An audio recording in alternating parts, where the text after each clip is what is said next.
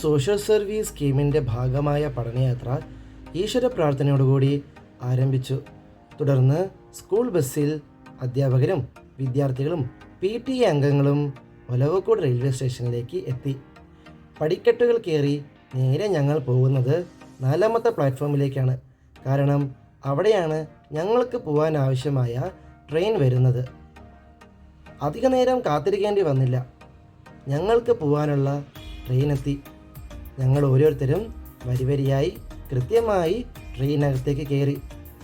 ട്രെയിനകത്ത് കയറിയ ശേഷം ഞങ്ങളുടെ സ്ഥിരം പരിപാടി, അതെ, വൈബിങ്. അധ്യാപകരും വിദ്യാർത്ഥികളും PTA അംഗങ്ങളും, എന്തിനേറെ പറയുന്നു, ട്രെയിനിലെ മറ്റ് യാത്രക്കാർ വരെ ഞങ്ങളുടെ വൈബിന് കൂട്ടുനിന്നു. പാട്ടും അന്താക്ഷരിയും എല്ലാം കൊണ്ട് ഞങ്ങൾ ആഘോഷിച്ചു. വാളയാർ വനാതിർത്തിയിലൂടെയായിരുന്നു ഞങ്ങളുടെ യാത്ര. കാടും കാടിൻ്റെ മനോഹാരിതയും തമിഴ്നാട്ടിലെ കൃഷിയിടങ്ങളും എല്ലാം കണ്ട് ആസ്വദിച്ചുകൊണ്ട് ഞങ്ങൾ 10:30 സേലം റെയിൽവേ സ്റ്റേഷനിൽ എത്തിച്ചേർന്നു. അവിടെ നിന്ന് 1-2 ഫോട്ടോ എടുത്തപ്പോഴേക്കും ഞങ്ങൾക്ക് പോവാനുള്ള മിനി ബസ് വന്നു. ഒന്നും നോക്കിയില്ല, നിരനിരയായി ഞങ്ങൾ ബസ്സിലേക്ക് കയറി. ബസ്സിൽ കയറിയാൽ ഞങ്ങൾ വെറുതെ ഇരിക്കുമോ? പാട്ട് വെച്ച് വീണ്ടും തുടങ്ങി. എന്ത്? അതെ, വൈബിങ്. വൈബ് ചെയ്ത് ക്ഷീണിച്ചപ്പോഴേക്കും സേലം എയർപോർട്ടെത്തി. എയർപോർട്ടിലെത്തിയ ശേഷം കൊണ്ടുവന്ന ഭക്ഷണപ്പൊതികളഴിച്ച് ഞങ്ങൾ കഴിക്കാൻ തുടങ്ങി. വീണയുടെ വിഷ്ണുലോകം ചെന്നൈയിടം കൈലാസമെന്നാണല്ലോ, അതുകൊണ്ട് കിട്ടിയ സ്ഥലത്തിരുന്ന് കഴിച്ചു. ആദ്യമായി വിമാനത്തിൽ കയറാൻ പോകുന്നതിൻ്റെ എക്സൈറ്റ്മെൻറ്റ് ഞങ്ങൾക്ക് പറഞ്ഞറിയിക്കാൻ കഴിഞ്ഞില്ല.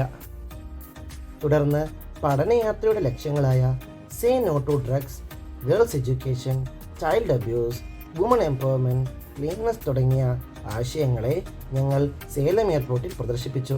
ഓറസിൻ്റെ ചുമതലയുള്ള ബിന്ദു ടീച്ചറും പ്രധാന അധ്യാപകൻ ഉമർ ഫറൂഖ് സാറും ആശയത്തെ വിശദീകരിച്ചു നൽകി.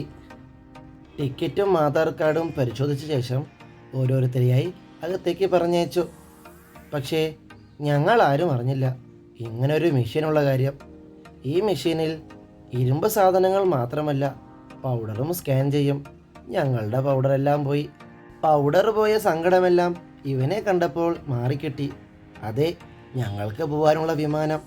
അവനെ കണ്ടതോടെ പൗഡർ പോയാൽ പോട്ടെ എന്നും പറഞ്ഞ് അവിടെ കണ്ടൊരു ചൈനക്കാരനുമായി സംസാരിച്ച് ഞങ്ങൾ നേരെ വിട്ടു ഞങ്ങളുടെ വിമാനത്തിലേക്ക്.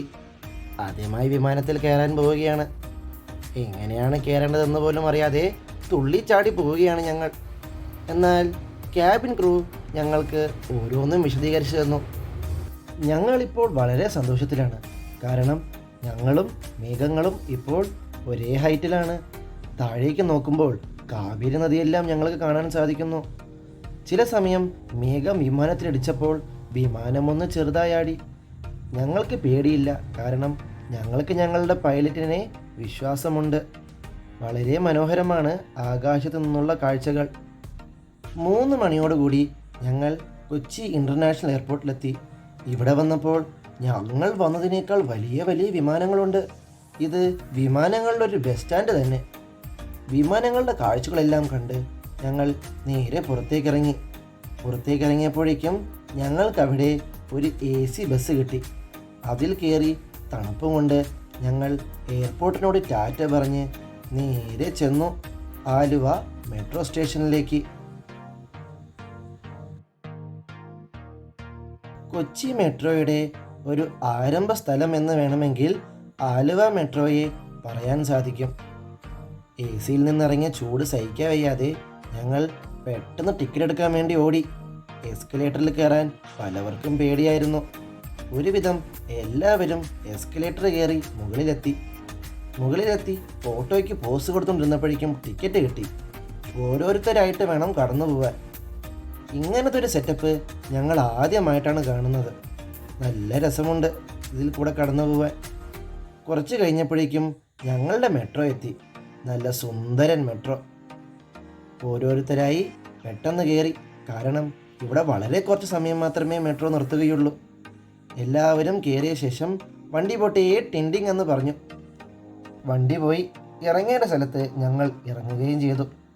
ഒരു മെട്രോ കഴിഞ്ഞ് ഇനി മറ്റൊരു മെട്രോ. അത് ഇങ്ങനെയല്ല, വേറൊരു രീതിയിലാണ്. ആ മെട്രോയിലേക്ക് എത്തണമെങ്കിൽ കുറച്ചു ദൂരം ബസ്സിൽ സഞ്ചരിക്കണം. അങ്ങനെ ഞങ്ങൾ മെട്രോയിലെത്തി. വെറും മെട്രോയല്ല, വാട്ടർ മെട്രോ. ഹൈക്കോടതിയുടെ അടുത്താണ് വാട്ടർ മെട്രോയുടെ ഒരു സ്റ്റോപ്പ് വരുന്നത്. പക്ഷേ അവിടെ ഭയങ്കര തിരക്ക്. ഞങ്ങൾക്ക് സമയത്തിന് എവിടെയും പോകാൻ പറ്റില്ല. അതുകൊണ്ട് തന്നെ ഞങ്ങൾ മറ്റൊരു ബോട്ടിലേക്ക് കയറി. ബോട്ടിലേക്കുള്ള കയറ്റം ഒരു സാഹസിക യാത്ര തന്നെ. ഞങ്ങളിൽ പല ആൾക്കാരും ആദ്യമായിട്ടാണ് ബോട്ടിൽ പോകുന്നത്. പക്ഷേ അതിൻ്റെ പേടി ഞങ്ങൾ ആരും മുഖത്ത് കാണിച്ചില്ല. കാരണം കാണിച്ചിട്ടും കാര്യമില്ല. ബോട്ട് പുറപ്പെട്ടു. ചുറ്റിനും വെള്ളമാണ്. നോക്കുമ്പോൾ ഞങ്ങളുടേത് മാത്രമല്ല, നിരവധി ബോട്ടുകൾ തലങ്ങും വിലങ്ങും പായുന്നുണ്ട്. ഞങ്ങളുടെ ബോട്ടും കരയോട് ടാറ്റ പറഞ്ഞു. പോകുന്ന വഴിക്ക് ബോൾഗാട്ടി പാലസ് കണ്ടു. ബോട്ടിലെ ഒരു ചേട്ടൻ പാട്ട് വെച്ചപ്പോൾ ഞങ്ങൾ വീണ്ടും വൈബിങ് തുടങ്ങി. അങ്ങനെ വല്ലാർപാടം ടെർമിനലെത്തി. എന്താ വലിയൊരു കപ്പൽ! ആദ്യമായാണ് ഇത്രയും വലിയൊരു കപ്പൽ കാണുന്നത്. ഞങ്ങളുടെ വൈബിങ് കണ്ട് ഇഷ്ടപ്പെട്ട മേഘാലയയിലെ 2 അധ്യാപകരാണിവർ. അവർ ഞങ്ങളോട് കുറേ നേരം സംസാരിച്ചു. ബോട്ട് യാത്ര ഒരു പ്രത്യേക അനുഭവമായിരുന്നു. കപ്പലും അതിലേക്ക് ചരക്ക് കയറ്റുന്നതും ഇറക്കുന്നതും എല്ലാം കണ്ടു. അമേസിങ് എന്ന് പറഞ്ഞാൽ റിയലി അമേസിങ്. അങ്ങനെ 1-ാം ദിവസത്തെ യാത്ര ഇവിടെ അവസാനിക്കുകയാണ്. 2-ാം ദിവസം രാവിലെ നേരത്തെ തന്നെ കുളിച്ചൊരുങ്ങി ഞങ്ങൾ യാത്രയായി. ഇന്ന് ഒരു ചരിത്രപ്രസിദ്ധമായ സ്ഥലമാണ് ഞങ്ങൾ കാണാൻ പോകുന്നത്. അത് തൃപ്പൂണിത്തുറയിലുള്ള ഹിൽ പാലസ് മ്യൂസിയമാണ്. കയറുന്നതിന് മുമ്പ് കേദാർ മാഷ് ചെറിയൊരു ക്ലാസ് എടുത്ത് തന്നു. ഇവിടം ധാരാളം സിനിമകളും ഷൂട്ട് ചെയ്തിട്ടുണ്ടത്രേ. അങ്ങനെ ഞങ്ങൾ ഓരോരുത്തരായി അകത്തേക്ക് പ്രവേശിച്ചു. ചെരുപ്പിട്ട് അകത്ത് കയറാൻ പാടില്ല. കാരണം ഇവിടെയുള്ളത് ഇറ്റലിയിൽ നിന്നും ഇറക്കുമതി ചെയ്ത മാർബിളാണ്. ഇത് രാജാവിൻ്റെ സിംഹാസനമാണ്. ഇവിടെ ഒരുപാട് പ്രമുഖർ വന്നു പോയിട്ടുണ്ട്. കേരളത്തിലെ ആദ്യത്തെ ലിഫ്റ്റും ഞങ്ങൾ ഇവിടെ കണ്ടു.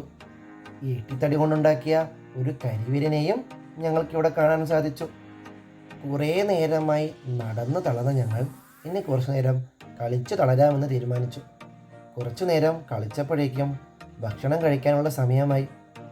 മ്യൂസിയത്തിന് പുറത്തുള്ള ഒരു ഹോട്ടലിൽ കയറി നല്ല ചിക്കൻ ബിരിയാണി കഴിച്ചു. വെറുതെ പറയുകയല്ല, നല്ല ടേസ്റ്റ് ഉണ്ട്. കഴിച്ചു കഴിഞ്ഞ് നേരെ റൂമിൽ പോയി ബാഗും എടുത്ത് റെയിൽവേ സ്റ്റേഷനിലെത്തി. തിരിച്ചു പോകാനുള്ള ട്രെയിനും എത്തി. അങ്ങനെ എറണാകുളത്തോട് ടാറ്റ ബൈ ബൈ പറഞ്ഞ് നേരെ പാലക്കാടിൻ്റെ മണ്ണിലേക്ക്.